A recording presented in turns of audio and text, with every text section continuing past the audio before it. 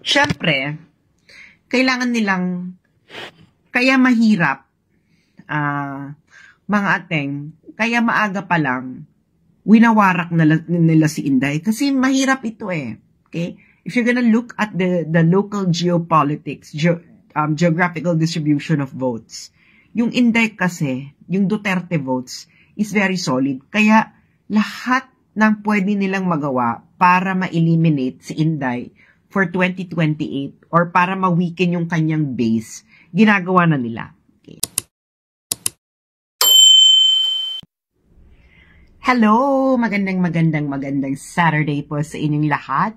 Ito po ang inyong favorite American colony traitor na si Sas Rogando. Sasot! Kamusta? Kamusta ang mga gimmick dyan, mga friends? Ay, kagagaling ko lang ng dinner with some Filipinos living here in Beijing. Alam niyo naman. Ayan. Kailangan tayong mag-live hanggang hindi pa po illegal ang makinig sa akin, ang makinig sa isang American colony traitor na katulad ko. Sabi ni Nene, ang pretty mo. Hindi po ako pretty. Baka hindi lang po talaga magaganda ang mga nakapaligid sa inyo. Kaya nasabi niyo, ay, meron dong medyo maitsura. So, pero salamat po, Nene. Hello sa mga watching from Ohio. Hello, girl. Okay, ano pa ba? Sino-sino ba kayo? Ang tagal naman. Ang tagal ng mga sandaling ito. Diba? Bakit tuwing umeeksena ang buhay, ay lalo siyang kumikeme. Anyway. So, ayan na nga. Ito na nga, no? So, ang i-discuss natin ngayon ay isang kapanabik na topic. Bakit maagang winawarak si Inday? Ayan. So, hello sa mga NYC. Hukat Hetmetyaw, Avariza. Alaskut. Can BBM finish his term? Why not? He's healthy. So, he has the support of a lot of people. Still. So, he certainly, given the numbers, given the his trust rating. Remember guys, GMA had trust ratings na negative for a lot of her term, and she was able to finish her term. So there. Usapan na. Gustong pakinggan ni Jovelyn ang usapang warakan. Bakit, Jovelyn? Naranasan mo na bang mawarak? Sabi ni Jay, di nila kaya si Inday, lalong lumalakas pag inaapi.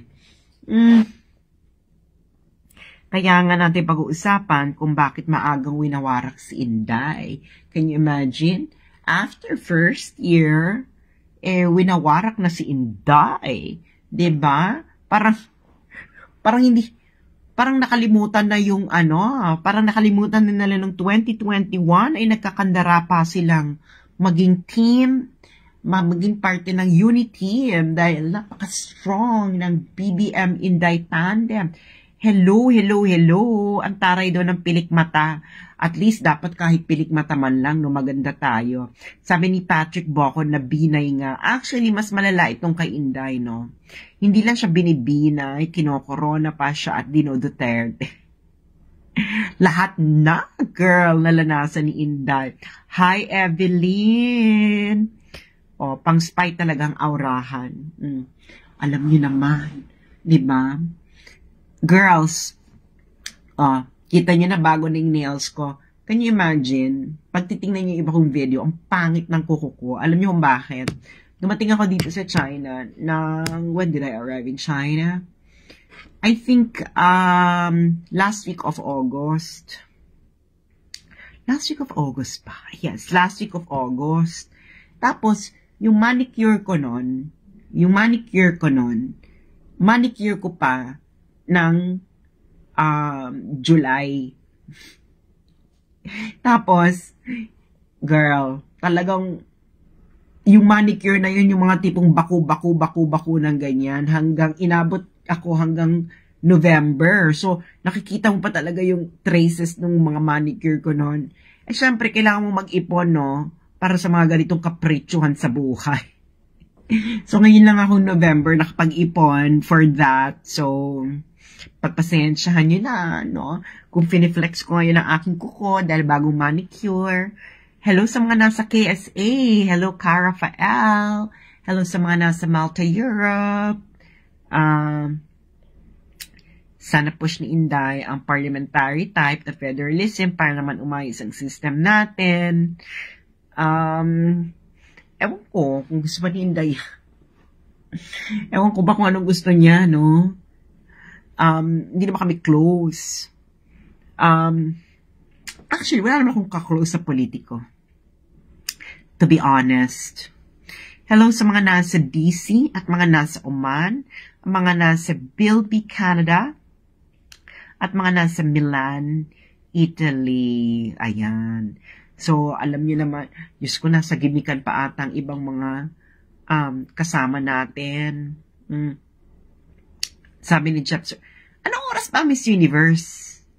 At kanina pa kayo sabi ng Miss Universe. Hello sa mga nasa Sampaloc, Manila, at mga nasa Toronto, Canada, at Cebu. Ay, may nagme-message sa akin.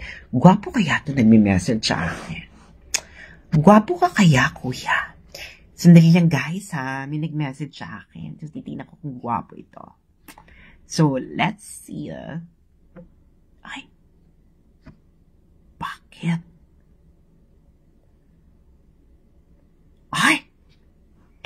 In fairness to the fair. In fairness to the fair, no? Sabi ni 9 a.m. PH time. So, 9 a.m. din dito. Kasi pareho tayo ng, what's this? Time zone. Tumawag si Romualdez.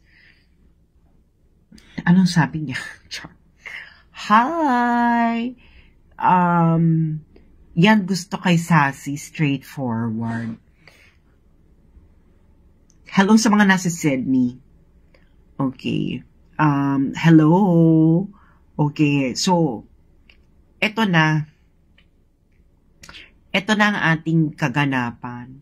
Hello sa mga nasa Malaybalay, Bukidnon at Ilocos Norte. Oh, nanonood kong taga Ilocos Norte. Hindi ka ba galit sa akin? Charot. Konbawa, Maria. So, nasa Japan ka, Maria. I'm pretty sure. Okay. So, pag-uusapan na natin kung bakit ang agang winawarak ni Inday. Alam niyo naman, pagwarakan is game na game ang marami sa inyo, no? Okay. Siyempre, hello sa mga nasa Thailand, Swadikap. Hello sa mga nasa Saudi. So, ito na. Can Sarah survive her term? Yes, of course. So, ito na. Okay? Ito na ang eksena.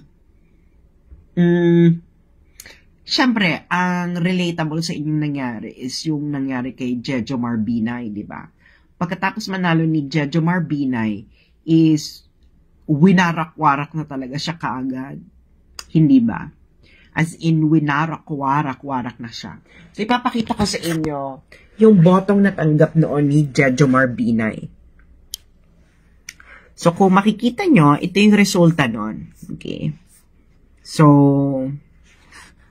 si Jejo Marbinay ay may 41.65% of the vote or 14 million. So, 14 million, ang kalaban niya is si Mar na may 13 million. So, 14 million si Jejo Marbinay.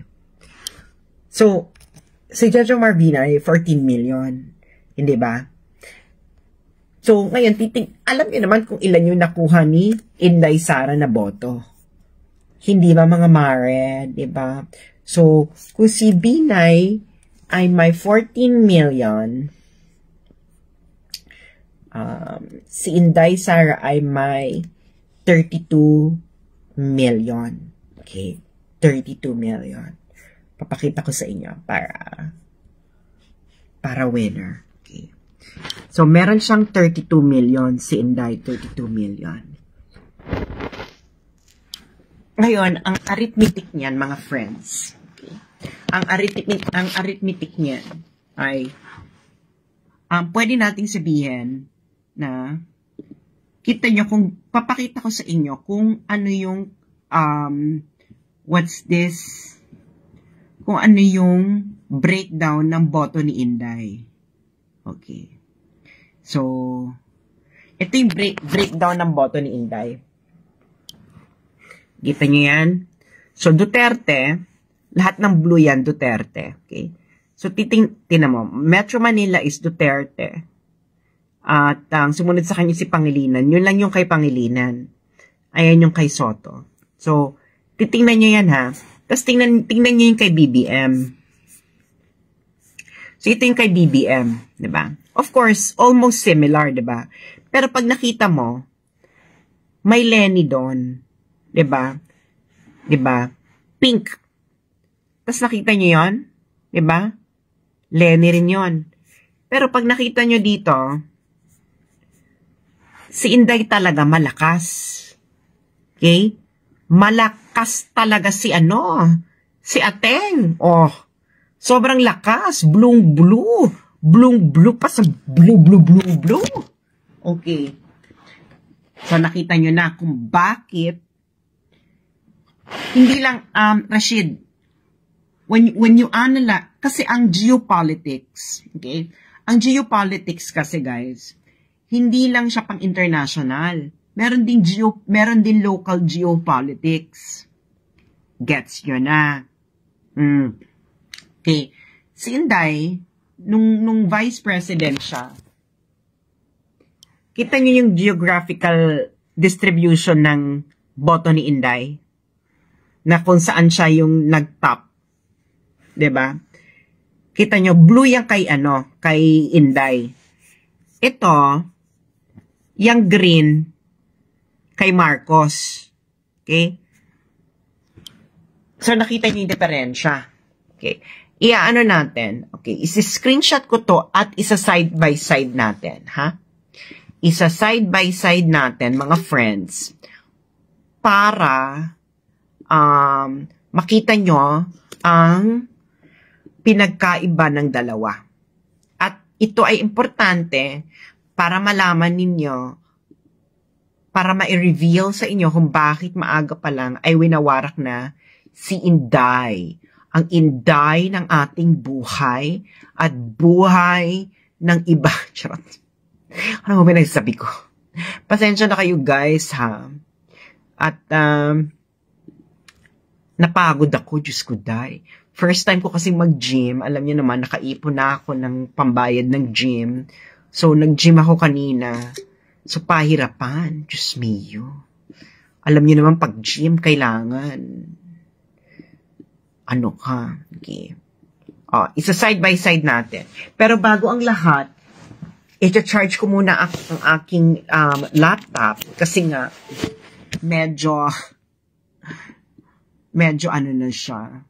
Emerald. Okay. So, ayan na. Makikita nyo ng side by side. So, nakikita nyo yan, guys. Okay. Ito yung kay Marcos. Yung green, Marcos. Yung pink, Lenny yan. Okay. Green, Marcos. Pink, Lenny. So, etong blue, Inday yan. Inday yan lahat.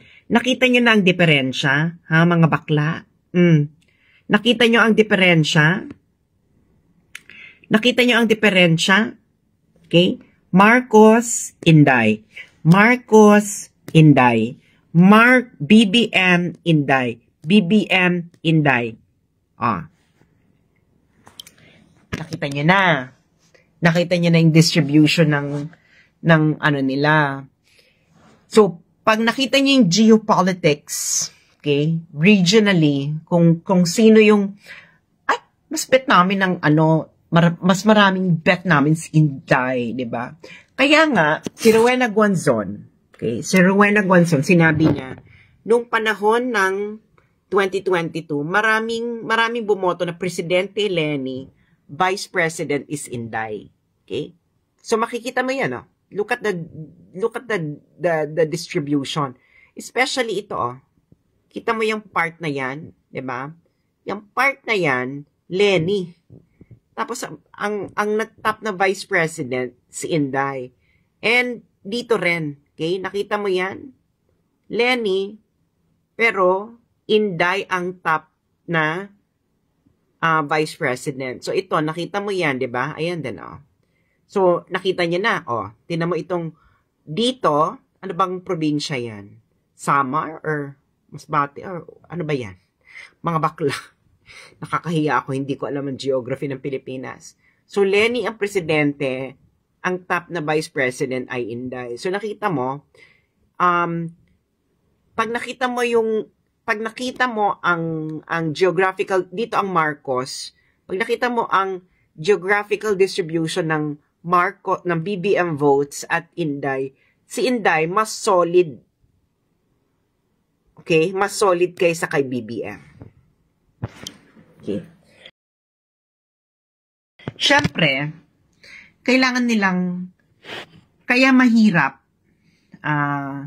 mga ateng, kaya maaga pa lang, winawarak nila si Inday. Kasi mahirap ito eh. Okay? If you're gonna look at the local geopolitics, geographical distribution of votes, yung Inday kasi, yung Duterte votes, is very solid. Kaya lahat ng pwede nilang magawa para ma-eliminate si Inday for 2028 or para ma-weaken yung kanyang base, ginagawa na nila. Okay? Ginagawa na nila.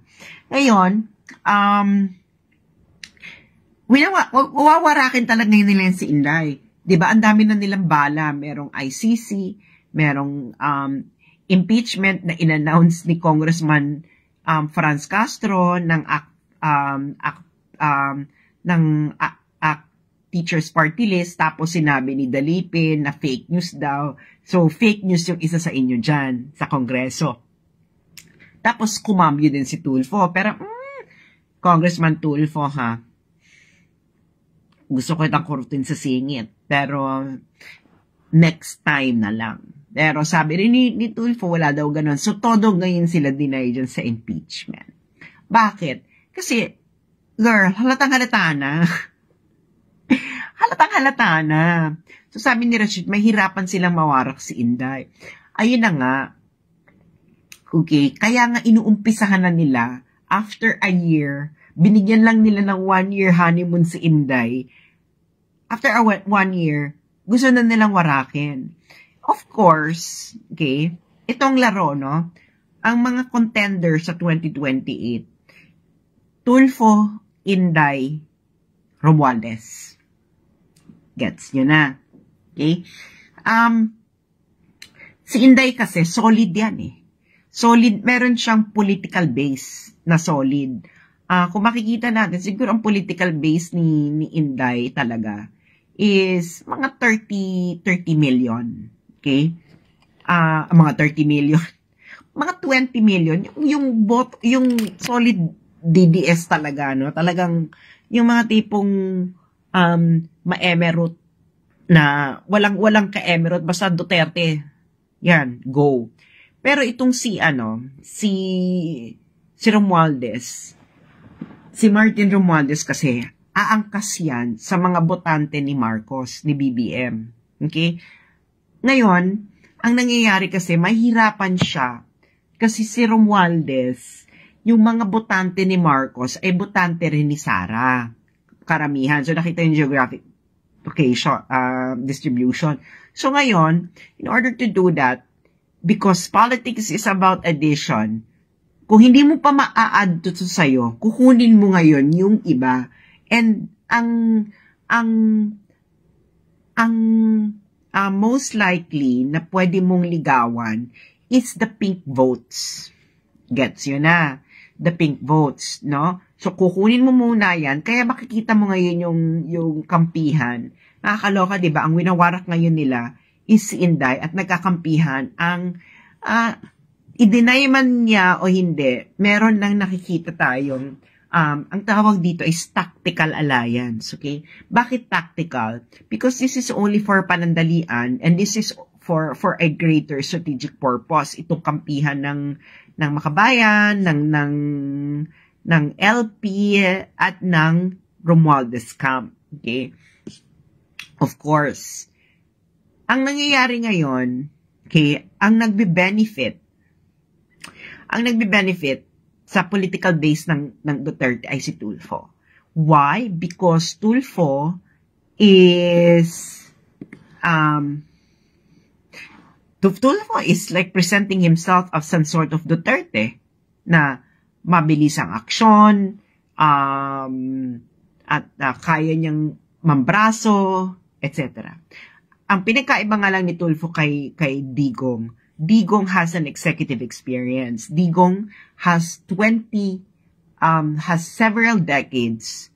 Okay? At si Digong ay may Exhibit A. Nagigets nyo na.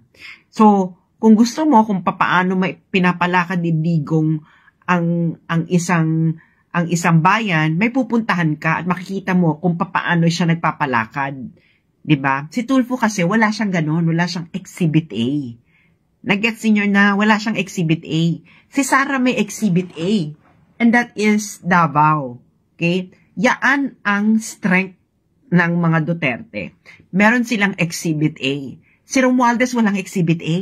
Pag pumunta ka ng probinsya ni Romualdez, parang you wouldn't be proud, no? Na ang yaman-yaman nila, tapos ganun yung kanilang probinsya. Nagets ninyo? So ngayon, si Sara, kailangan itong warakin eh. Yan ang kanilang mentality. Kailangan itong warakin hanggang maaga pa. Ito ngayon itong mga dilaw, okay? Hindi ko nila lahat Itong mga dilaw ngayon, gusto rin nilang magkaroon ng shot sa 2028. Okay? So, pwede silang makibakas kay Romualdez or kay Tulfo, or pwedeng ang patakbuhin nila is si Tulfo for 2028, di ba? Tulfo and a Dilaw vice president, something like that, di ba? So, or babaguhin ni Romualdez ang konsepto ng unity, it's gonna be like Romualdez and LP. Ayon. So ngayon, si Sara kasi, kailangan siyang warakin. Why? Kasi nga, ang lakas ni Sara eh. At wala pang, and nobody alive right now knows how to beat a presidential candidate, okay, a possible presidential candidate in 2028 na elected by a majority, an overwhelming majority, nung vice president siya. Nagets ninyo? So, mahirap talaga. So, itong nangyayari kay Sara, expected ito. Expect this is not out of the ordinary course of Philippine politics na pag malakas ka na contender for president for 2028, wawarakin ka. So, ngayon,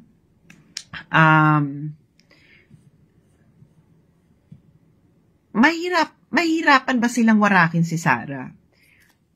Mahihirapan sila kasi nga buo pa yung Duterte brand of leadership.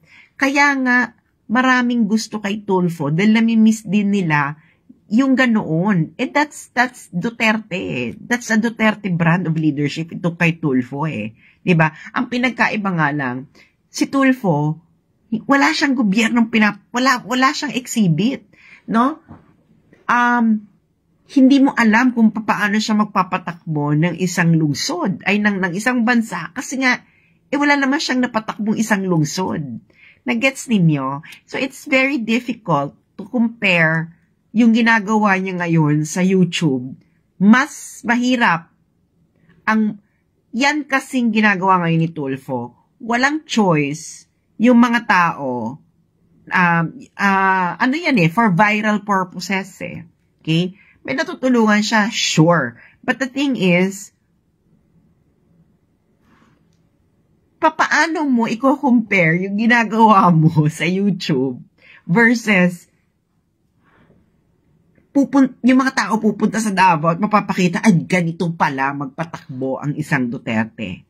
Nagigets ninyo? So, it's, syempre marami talagang fans si Tulfo, no? We cannot deny that. And Tulfo is very effective in what he's doing. But the thing is, mahirap i-compare.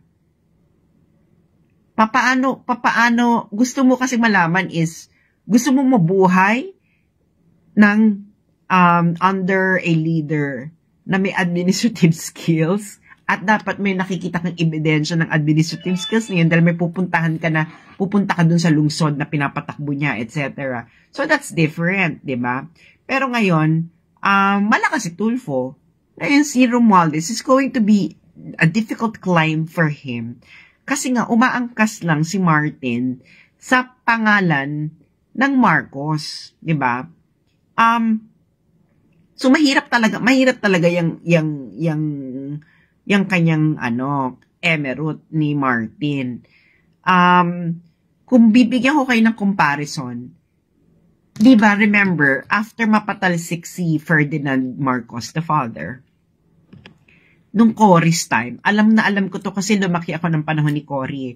Yung mga tao talaga noon, nung panahon ni Cory, sa paligid ko, sa may recto, parating sinasabi nila na buti pa ng panahon ni Marcos.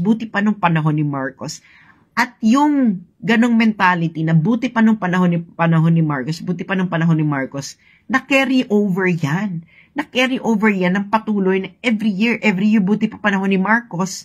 Kaya, yung mentality ng mga tao na buti pa ng panahon ni Marcos is naging beneficial kay Bongbong Marcos. Dahil akala nila, of course, magiging like father, like son. So, binoto nila si Bongbong with the idea na buti pa ng panahon ni Marcos. Di ba ang tagal ng patay ni Ferdinand Marcos Sr.? Siyempre, wala na nakakaalam kung paano pinatakbo yung panahon ni Marcos, no? Di ba? Pero ngayon, buhay pa si Duterte. And, yung mga tao, yung mga botante ngayon, with Sara, alam pa nila, no? Kung paano yung Pilipinas nung panahon ni Duterte. And, of course, ngayon, di ba, nakita niyo yung nangyari sa Victory Liner? Makikita niyo sa comment section, naku, kung si Digong ang presidente niyan, di ba? Nakita niyo yung, yung karumal-dumal na nangyari sa Victory Liner? Di ba? Basahin yung ibang comments doon, may magugulat kayo, buti pa nung panahon ni Duterte, may ganyan. So, parating na-associate pa rin kay Duterte yung peace and order, and of course, yung kampante ka ba, na kung may nangyaring ganyan is talagang alam mo na itong si Digong isusupalpalin niya yung gumawa nun. So, kaya ngayon, itong si Sara is, talaga to? Hinahagar talaga siya. Wawarakin talaga yan si Sara every year. Tandaan nyo, every year yan magkakaroon ng issue si Sara. As in, it's going to be Sara against the world ang mangyayari, no? On the way to 2028. Yung 2025, magiging dry run yan, yung 2025. Di ba? Magiging dry run yan. And, tingnan natin if Bongbong Marcos and Sara Duterte will endorse the same Senate candidates, di ba? So, ayun na nga. Pero, ang problema kasi dito kay Sara, mga friends, is, si Sara kasi wala siyang partido. So, mahirap yan kung wala kang partido. Wala kang makinarya. So, mahirapan ka. So, ngayon, merong political base si Sara, pero wala siyang partido. Kaso, kailangan mo ng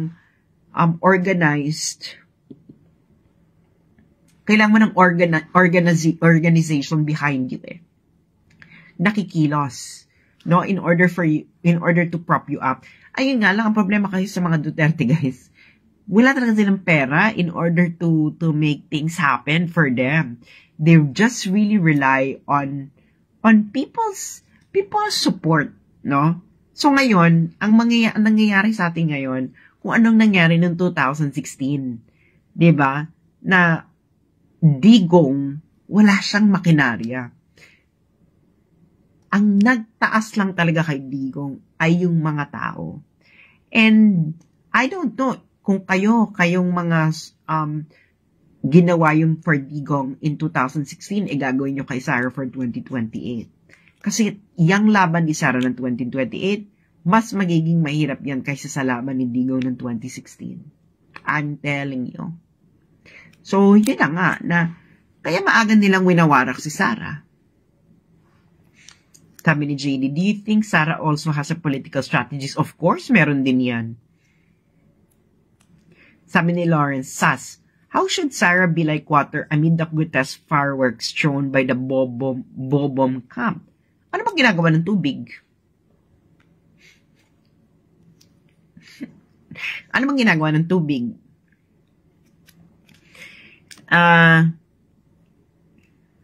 Sabi ni Toto Brianes, totoo naman, criminals are back with a vengeance, hindi lang nababalita.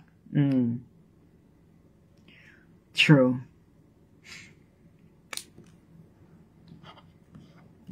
Diba? So, yun. Kita nyo yung ginagawa nila ngayon. Binubura talaga nila sa isipan ng mga tao. Actually, nagagamitan yung camp ni Romualdez sa kaya mga dilaw. Yung mga dilaw, ang ginagawa nila is, inuulit-ulit nila yung storya na pangit yung panahon ni Duterte. Of course, etong Romualdez camp, they will bank on that. Hindi nila gagawin niya ng derechahan. Nasasabihin na pangit yung panahon ni Duterte. They will let their enemies do that. Okay? Of course, it's going to be partnership for convenience. So ngayon, pagkatapos gawin yan ng dilaw, ang gagawin naman nila Romualdez is itong sa camp nila. Of course, lahat yung pailalim. Okay? Kasi ayaw kasi nilang magmuka na hini-head-on collision talaga ni Sara. Of course, hindi naman tayo boba, no? Para hindi makita kung ano nangyayari. Diba? So, sabi daw, sana sa midterm bumaliktad ang pangyayari. Ayun na nga, tingnan natin kung anong mangyayari, kung bumaliktad ba yan or hindi. Pero yun na nga, dapat, ayun lang ang alam natin, maaga tong sinisira to si Sara. Tingnan natin kung magiging pareho ang nangyari sa kanya, sa nangyari kay Binay. So, magandang, actually, this is trial by fire, itong nangyayari kay Sara ngayon. Tingnan natin kung anong mangyayari. Well, ang mga Marcos na nakabalik, di ba? Parang mas malala naman ata yung mga nangyari sa mga Marcos, di ba? Nakabalik nga sila sa Malacanang. Okay, so yun na nga, mga friends. So, it will gonna be a good, full of political fireworks leading to 2028. So, ayun lang po mga friends. Maraming salamat and have a good night and have a good weekend. Bye!